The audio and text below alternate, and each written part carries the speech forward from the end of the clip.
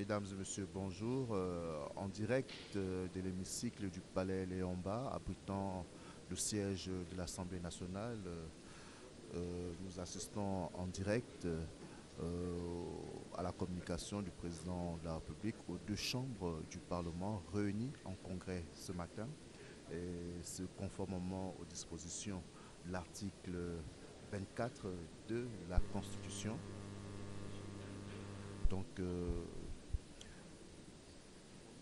nous attendons sous peu l'arrivée du président de la République.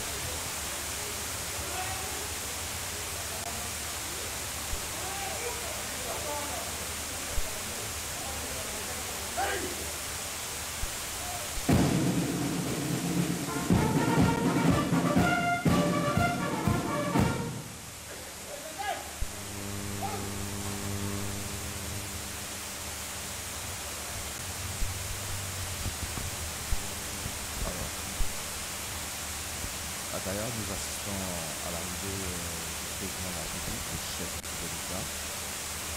Bien sûr, il faut dire que c'est un événement assez exceptionnel puisque les deux chambres du Parlement réunies en congrès vont devoir effectuer la place du président de la République, Ali Bongo Ondimba, qui va partir entrer dans quelques instants seulement dans cet hémicycle du palais de l'Assemblée nationale, qui d'ailleurs a été rénové et de belle manière. On peut le voir à travers les images. Il fait une ambiance. Il faut préciser également que la diffusion est en direct de l'hémicycle du palais de l'Assemblée nationale, et d'ailleurs pour différentes chaînes de télévision, notamment Gabon Première, Gabon 24 et les autres télévisions partenaires de notre télévision.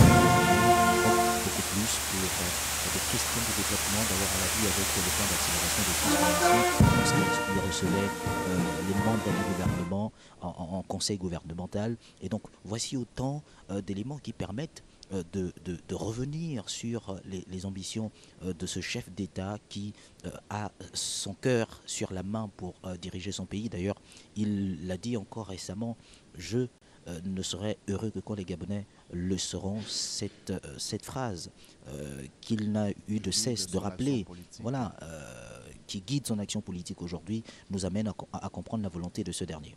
Alors, il faut dire que la cérémonie du jour sera marquée essentiellement par du temps fort, à savoir l'ouverture de la séance par Faustin Bokobi en sa qualité du président de l'Assemblée nationale. Et ensuite, bien évidemment, il y aura la communication du président de la République, chef de l'État. Et sur le plan protocolaire, juste à la fin de la cérémonie, il y aura une séance de photo au hall de l'Assemblée nationale.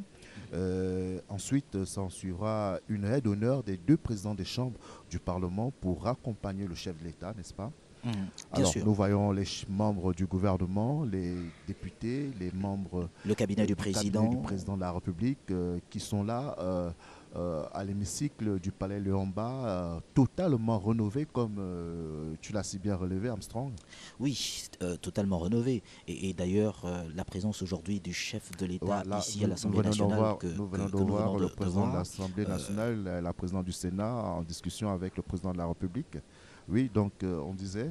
Oui, justement, la présence du président de la République aujourd'hui ici du côté de l'Assemblée nationale démontre bien sûr d'un engagement qui a été le sien, la rénovation de cette structure, parce qu'il faut le dire,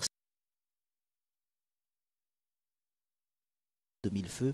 Aujourd'hui, on peut d'ailleurs le constater à travers ces images. Il y a comme un ouf de soulagement pour toutes ces personnalités qui prennent part à cette cérémonie solennelle parce que se trouvant dans un cadre agréable aujourd'hui et un nouveau visage qui donne envie, pourquoi pas, de devenir député à l'avenir. Mais bon, qu'à cela ne tienne. Et pourquoi pas sénateur.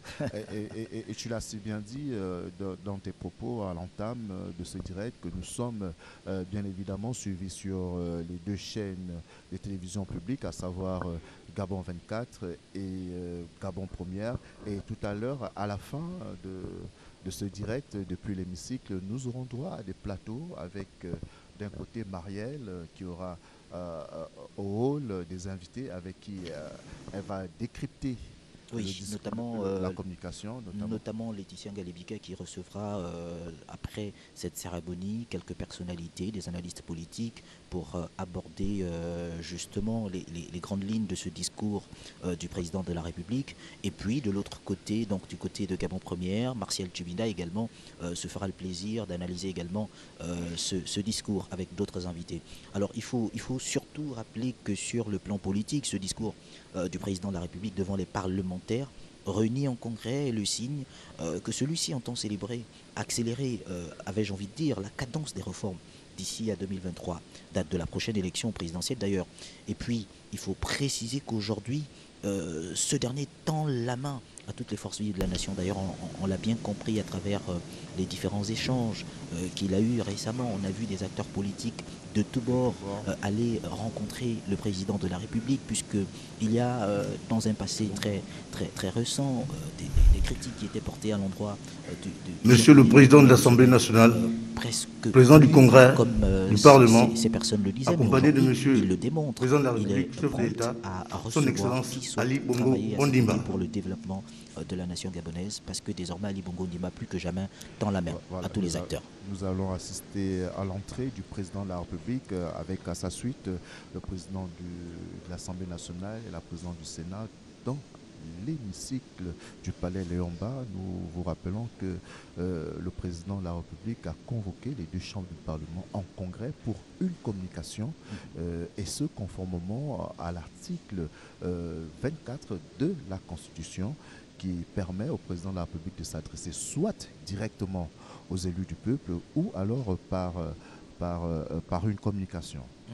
Alors, il faut dire que c'est un événement assez exceptionnel. Hein, solennel. Et d'ailleurs, vous le rappeliez en début de cette retransmission en direct de l'Assemblée nationale. C'était tout d'abord en 2012, la deuxième en 2016 et aujourd'hui en 2021, Ali Bongo Ondimba veut pouvoir donner, en plus de ce qui est fait, comme le stipule la Constitution, la déclaration de politique générale du Premier ministre, aujourd'hui, Ali Bongo Ondimba veut pouvoir lui-même expliquer sa volonté de détermination et ses ambitions pour le développement de sa nation. On assiste donc actuellement à l'entrée du président de la République dans l'hémicycle du palais Liamba de Libreville au Gabon, où sont réunis les parlementaires des deux chambres, notamment l'Assemblée nationale et le Sénat à l'écran. D'ailleurs, on voit le premier chef du gouvernement, Christian Moussouka, à Rapida, les autres membres du gouvernement avec elle. On précise également la présence de l'administration centrale à travers certaines directions qui sont bien représentées ici. Donc, l'Assemblée nationale est la maison du peuple. Le chef de l'État, en s'adressant aujourd'hui, démontre à quel point les suffrages exprimés par le peuple pour que ces derniers soient représentés par ces différents députés et sénateurs, un message peut leur être passé à travers justement ces personnalités, puisque il faut peut-être le préciser, elles devront au fil des semaines à venir peut-être à repartir dans leur bastion politique pour discuter avec les populations, leur expliquer les tenants et les aboutissants de ce message du président de la République. On va dire que c'est une démarche participative entre d'une part l'exécutif et le Parlement. Oui, une démarche participative. D'ailleurs, Ali Bongo Ondimba veut démontrer à juste titre à ce moment-là le signe d'une démocratie parlementaire, parce que au nom de la séparation des pouvoirs, il est utile de tenir compte des éléments que confère la fonction de chef d'État, de pouvoir, tenant compte de l'article susmentionné en début de cette retransmission, pouvoir s'adresser aux parlementaires. Maintenant, on va peut-être suivre progressivement le déroulé de la cérémonie, puisque les officiels prennent place, le président de la République a pris place.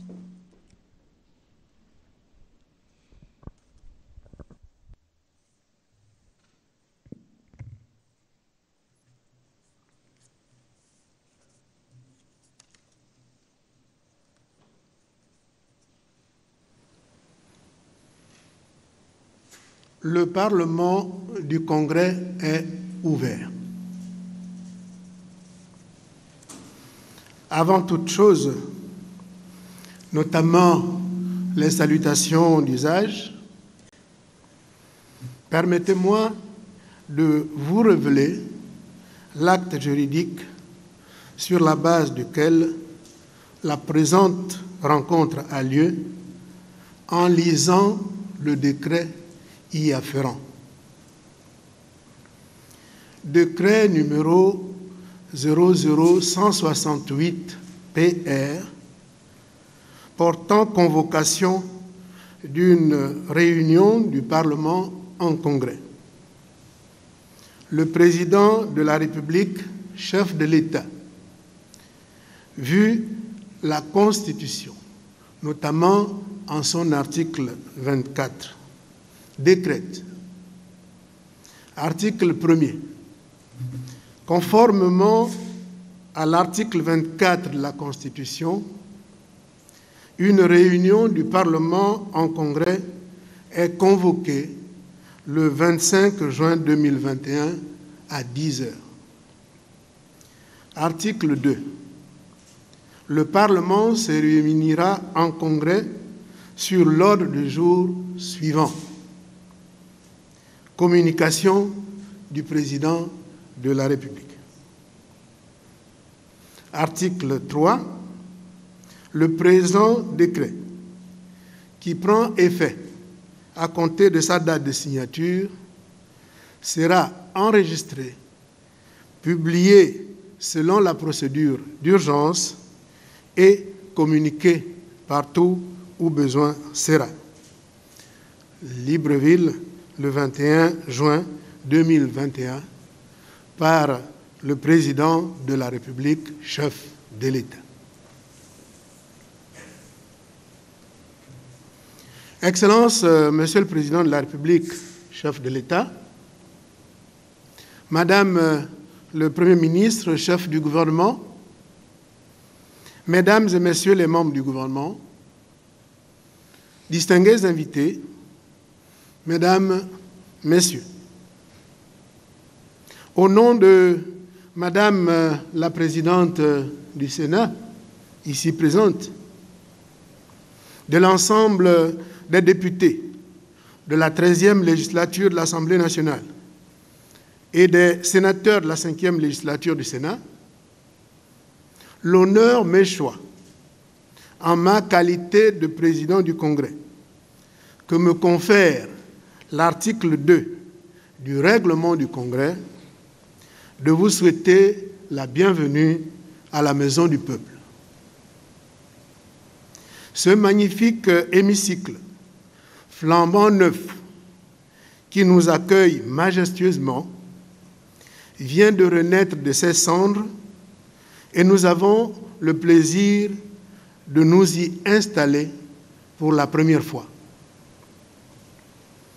Monsieur le Président de la République, le hasard a voulu que l'inauguration de cet hémicycle coïncida avec votre première communication au Congrès du Parlement depuis le début de votre second mandat à la tête du Gabon, au lendemain des événements préjudiciables d'août 2016.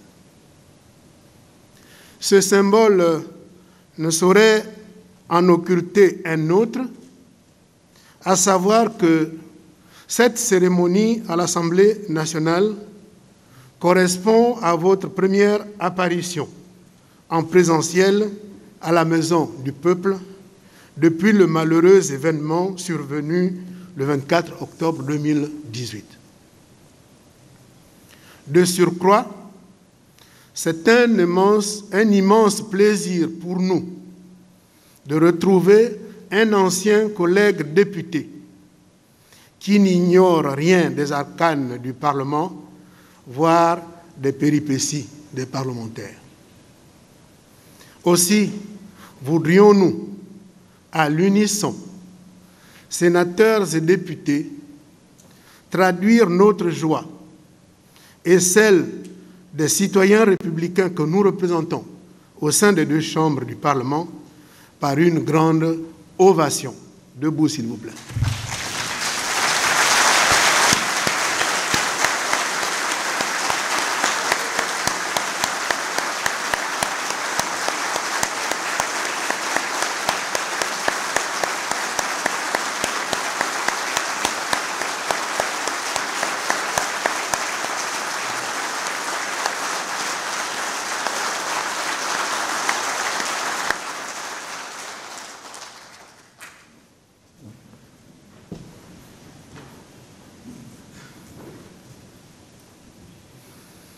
Madame le Président du Sénat, vénérables sénateurs, honorables députés, comme vous le savez, deux textes instaurent et déterminent le Congrès du Parlement.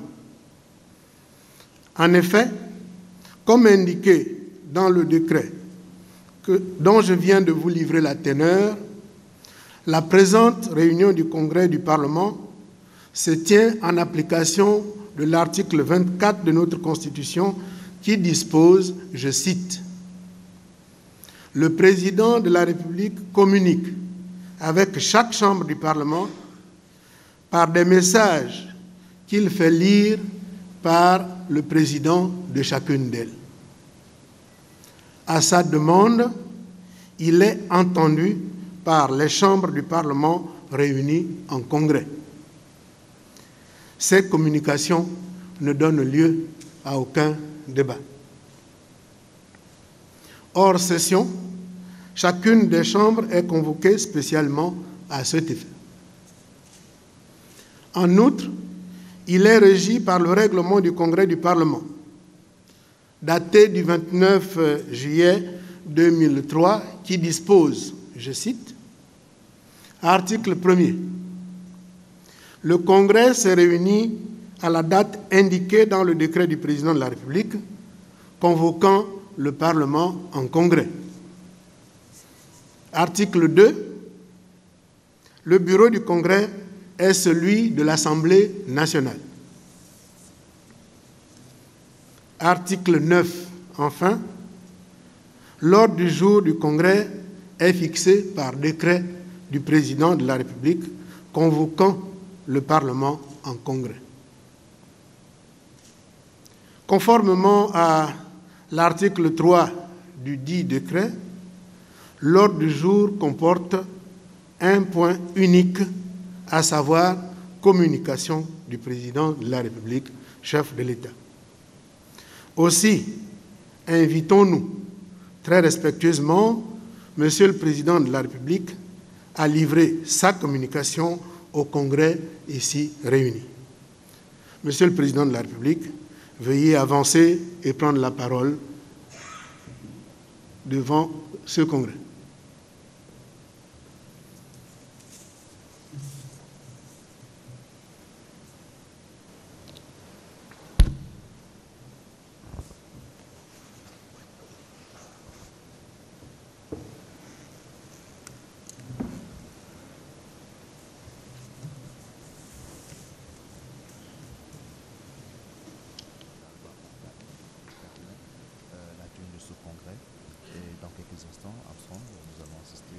Justement, le président de la République, Ali Bongo Ondimba, le chef de l'État, va prendre la parole dans quelques instants après le discours d'ouverture du président de séance, le président de l'Assemblée nationale, Faustin Boukobi, qui s'est exprimé à l'instant. Il faut rappeler que c'est en tenant compte des dispositions de l'article 24 de la Constitution gabonaise, qui est d'ailleurs la mère des lois. Mesdames et messieurs les députés, Mesdames et Messieurs les sénateurs, conformément à la Constitution gabonaise qui donne à son article 24 le droit au président de la République de s'exprimer devant vous, la représentation nationale, je voudrais en ce jour m'adresser à vous. Issu du suffrage universel direct et indirect, vous êtes l'expression et l'incarnation de la volonté nationale, la voix légitime, reconnue et acceptée de l'ensemble des Gabonaises et des Gabonais qui vous ont élus. Aussi, est-ce avec gravité et responsabilité que j'exerce ce droit qui m'est accordé tout en le considérant comme un devoir démocratique. Chers parlementaires, comme vous le savez, ces dernières années, notre pays a connu des moments difficiles, éprouvants. Toutefois, dans la tempête et la tourmente, que ce soit au niveau de l'exécutif, du législatif, du judiciaire, nos institutions n'ont jamais vacillé. Elles ont démontré aux yeux de tous leur solidité, mais également leur capacité d'adaptation et de résilience. En effet, pour exister, fonctionner, se projeter dans la durée, une démocratie ne doit pas s'enfermer dans un carcan rigide, mais accepter de considérer les nouvelles donnes qui surgissent dans un environnement en constante mutation et apporter de véritables réponses aux questions sociétales qui se posent. C'est ainsi que, tirant les leçons des événements passés et convaincu que gouverner, c'est prévoir, vous avez procédé au mois de décembre dernier aux nécessaires ajustements avec pour seul objectif de consolider notre édifice constitutionnel, de le rendre plus efficace, plus démocratique. Certains points ont été précisés, circonscrits, clairement énoncés par le législateur afin qu'il ne soit point l'objet de multiples interprétations ni de contestations.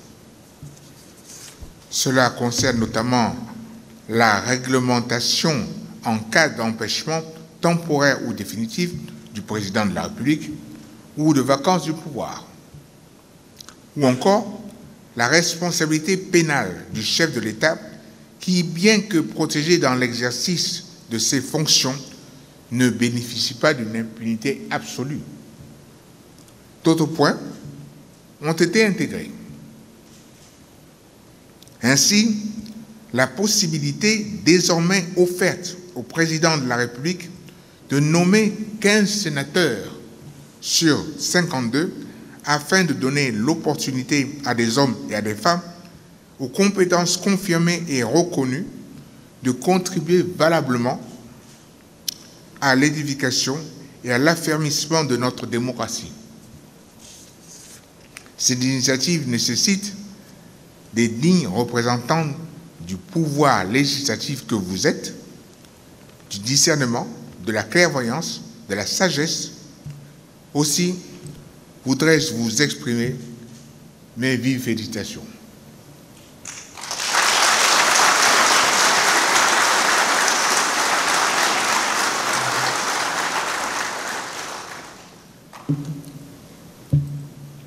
Mesdames et messieurs les parlementaires, aujourd'hui, plus que jamais que par le passé, nous devons nous rappeler la finalité de nos choix et de nos actes. Pourquoi cette quête d'une démocratie de plus en plus libérale? Pourquoi ces réformes audacieuses, si ce n'est pour parvenir à la réalisation du bien commun au service du plus grand nombre? Notre boussole doit être celle-là: garantir la paix et la sécurité, promouvoir la liberté, l'égalité et le bien-être de tous nos compatriotes.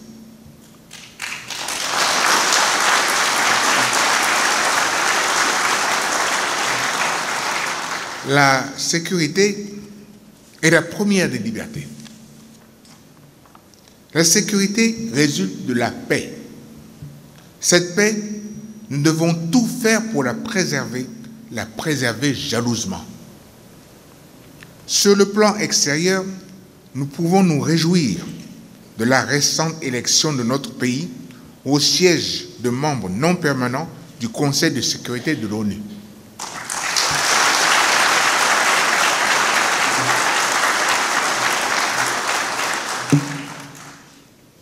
Mais nous devons également tout faire pour préserver cette paix sur le plan intérieur.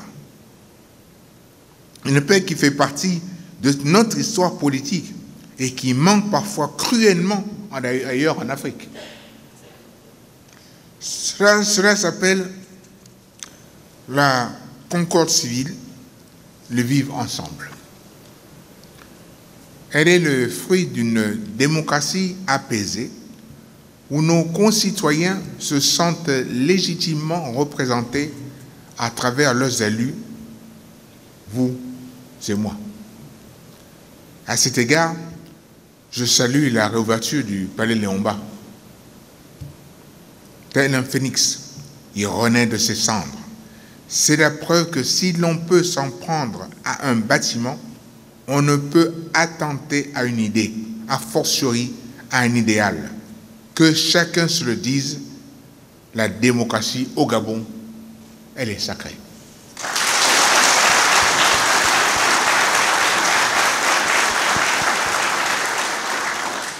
Pour garantir la paix dans notre pays, il faut assurer la justice sociale entre tous nos concitoyens. Cette justice sociale porte un nom, l'égalité. Le programme Gabon Égalité, qui comprend une composante législative, en est une parfaite incarnation car il vise à rendre notre société plus juste, plus équitable, plus protectrice envers les personnes faibles et vulnérables. C'est tout le sens des 3 projets de loi adoptés en mars dernier par le gouvernement afin d'intensifier la lutte contre les violences faites aux femmes et garantir efficacement et durablement l'égalité en droit et dans les faits entre les femmes et les hommes.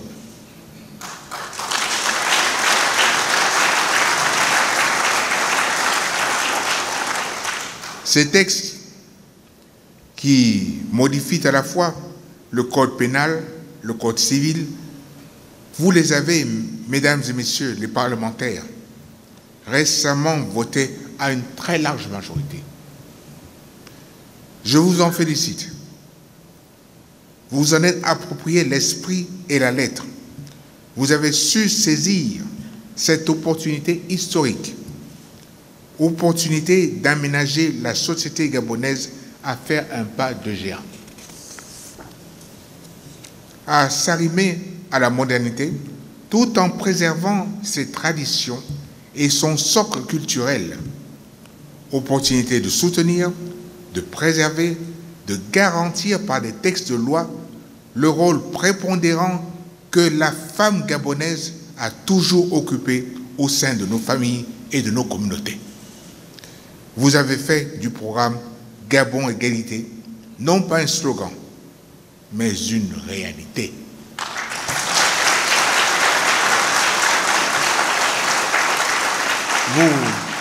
Vous pouvez en être fiers. Mesdames et messieurs, légiférer, tout comme gouverner, c'est prendre conscience non seulement de ses droits, mais aussi de ses responsabilités et de ses devoirs. Cela exige du courage, beaucoup de courage, de l'abnégation pour ne pas emprunter la voie du populisme. En ma qualité de président de la République et donc le premier magistrat du pays, je suis amené au quotidien à faire des choix et à procéder à des arbitrages qui ont une incidence sur la vie de près de 2 millions de nos compatriotes. C'était notamment le cas ces derniers mois avec la crise mondiale sans précédent qui n'a pas épargné notre pays en déstructurant nos sociétés, en renversant le socle de nos vies. Face à cette terrible pandémie de la COVID-19, les décisions que j'ai prises, notamment l'instauration du couvre-feu ou le confinement, n'ont pas toujours été comprises par les populations. Elles ont suscité des critiques, voire des contestations, mais néanmoins, je les ai prises et j'ai agi. J'ai agi en mon âme et conscience, dans le souci permanent de protéger mes compatriotes, de sauver des vies, de sauver toutes les vies. Et s'il m'était donné de le refaire, je le referais sans aucune hésitation.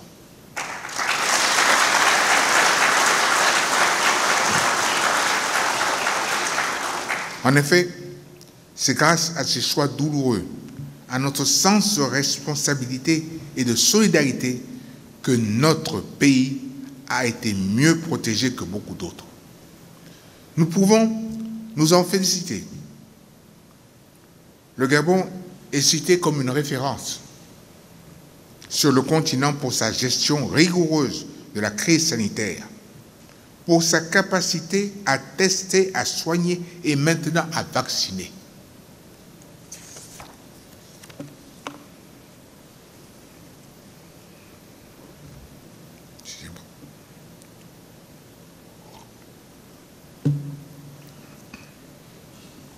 Mesdames, Messieurs les parlementaires, le populisme est une voie large et facile d'accès. Toutefois, il conduit toujours à une impasse. Il est, tout comme la démagogie, l'antidote de la démocratie.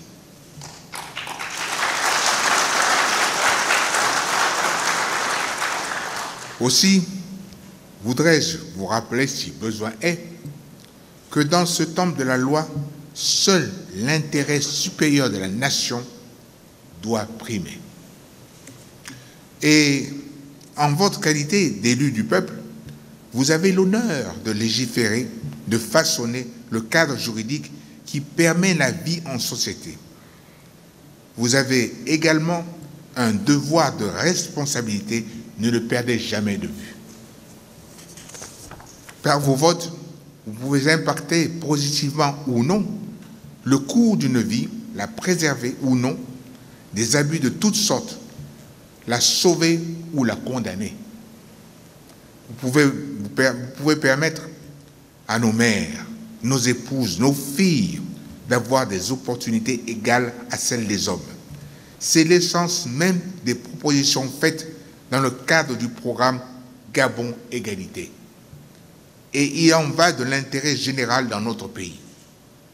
Oui, vous avez devant vous une opportunité historique d'engager résolument notre pays dans une voie plus ambitieuse, plus prometteuse, plus équitable, par les réformes législatives et sociétales, mais aussi par l'adoption des stratégies qui favorisent une croissance endogène et durable. Aussi, ainsi, dans toutes les mesures que nous avons prises, toutes les actions que nous avons menées participent à cette ferme et unique volonté de promouvoir le bien-être collectif et de favoriser l'émergence d'une société gabonaise plus humaniste, plus solidaire. Il s'agit pour nous, aujourd'hui, d'intensifier et d'accélérer les mécanismes déjà amorcés, notamment grâce au plan d'accélération de la transformation qui a été présenté en début d'année. Il est primordial de diversifier notre économie, de créer davantage de valeur ajoutée localement, de réduire les importations et notre dépendance de l'extraction des matières premières. Nous devons également revoir notre système de formation pour mieux l'adapter aux exigences actuelles et favoriser une meilleure répartition des richesses tout en alliant le respect de l'environnement et le développement socio-économique. Un autre défi est de renforcer, d'améliorer notre dispositif de santé sur l'ensemble du territoire et de pérenniser la solidarité entre les générations. Envers nos aînés, avec la consolidation du système de retraite, envers les jeunes, avec des bourses étudiantes, envers les personnes malades et les plus vulnérables, avec l'assurance maladie. Chers députés, chers sénateurs, pour mener à son terme ce vaste mouvement que nous avons initié, j'ai résolument besoin de votre soutien et de votre confiance. Je sais pouvoir compter sur chacune et chacun d'entre vous, sur votre sens de l'intérêt général, des responsabilités, de la loyauté, sur la volonté qui est la vôtre de voir le nom Gabon, qui est inscrit sur la scène continentale et internationale comme un modèle à suivre. Ne laissons pas de petits intérêts particuliers, ni des agendas cachés désagréger notre unité, notre solidarité et notre vivre ensemble.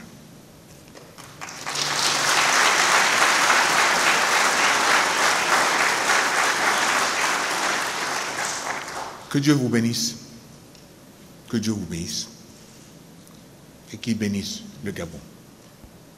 Je vous remercie.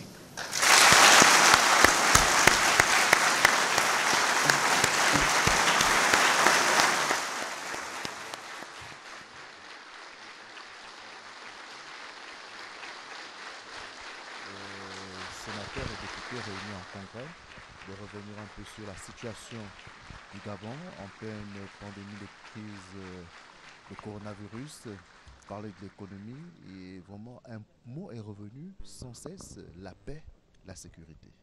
Oui, la paix, la sécurité, mais surtout les grandes lignes en matière de développement et l'ambition du président de la République, Ali Bongo Ondimba. Il est revenu sur des éléments essentiels en ce qui concerne la décennie de la femme. D'ailleurs, à travers des félicitations pour les dernières modifications des textes de loi qui renforcent aujourd'hui la place de la femme dans la société gabonaise. On sait notamment l'engagement qui est le sien, avec à ses côtés la première dame du Gabon, Sylvia Bongo Ondimba, pour lutter contre les inégalités sur des questions de développement en matière de genre. Et donc le président de la République, le chef de l'État, Ali Bongo Ondimba, a bel et bien félicité les parlementaires, l'Assemblée nationale et le Sénat, Excellence, parce que ces textes sont passés sur la table de ces parlementaires. Et puis il y a eu cette invite à ce souci permanent de sauver des vies, parce qu'Ali Bongo Ondimba est clair sur la question. Il faut sauver des vies, il faut améliorer le système davantage, le système sanitaire. Il faut améliorer davantage la formation, parce qu'il faut résoudre la problématique de l'inadéquation formation-emploi. Et d'ailleurs, le président de la République est revenu également sur la question liée au plan d'accélération et de transformation. Donc voici autant de points contenus dans le discours solennel d'Ali Bongo Ondimba, le président de la République, qui a bien voulu appeler les parlementaires des deux chambres à pouvoir le soutenir dans ce processus de développement. Ce dernier a d'ailleurs également, et là vous me permettrez, Guifré, de revenir là-dessus, la réduction des indépendances aux matières premières. Ali Bongo Ondimba le précise, puisque on parle depuis plusieurs années déjà au Gabon de cette diversification de l'économie qui a toujours été autosuffisance alimentaire, surtout, en réduisant les importations tout en privilégiant la consommation locale. Justement, la consommation locale. Et donc, voici autant d'éléments aujourd'hui qui justifient cette sortie d'Ali Bongo Ondimba. Nous le disions au tout début. D'ailleurs, on va repartir pour écouter le président de l'Assemblée nationale avant que de pouvoir poursuivre. Le plan de la paix qui va dans le sens de votre appel à la consolidation de notre vivre ensemble. Un livre blanc conçu et réalisé par l'Assemblée nationale et que, du reste, vous nous avez fait l'honneur de préfacer. Il s'agit en effet d'un condensé des messages de paix des citoyens de tous bords politiques, de toute catégorie sociale et toute confession religieuse confondue, que, comme je le disais tout à l'heure, du reste, vous nous avez fait l'honneur de préfacer. Ce livre, nous le remettrons, il est là, ici, nous le remettrons au protocole à la sortie. Néanmoins, pour la première fois, je le présente ici.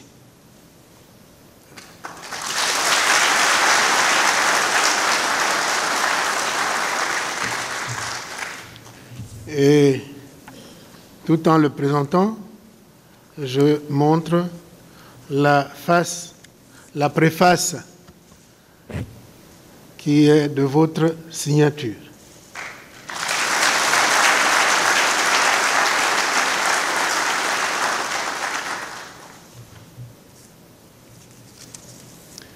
Mesdames, Messieurs, nous arrivons au terme de ce congrès du Parlement.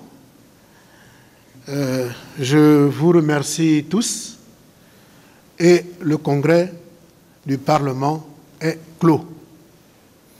Néanmoins, avant de lever la séance, maintenant en off, je l'ai dit tout à l'heure, nous accueillons ici notre ancien collègue qui a passé pas mal de temps avec nous dans l'ancien hémicycle qui a été, hélas, détruit, et surtout dans les salles des commissions qui venaient d'être reconstruites ou réhabilitées.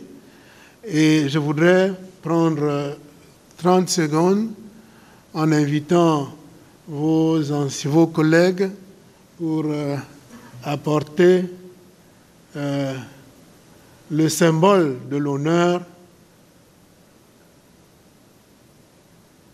le symbole de l'hommage. Est-ce que quelqu'un a le cadeau? Madame Quero n'est pas dans la salle. Évidemment, tout ceci se passe maintenant en off. Ça, c'est des instants de famille maintenant, puisque le congrès est clos.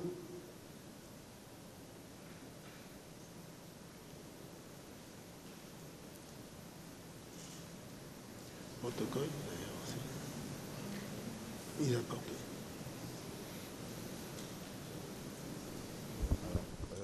La cérémonie tire à sa fin.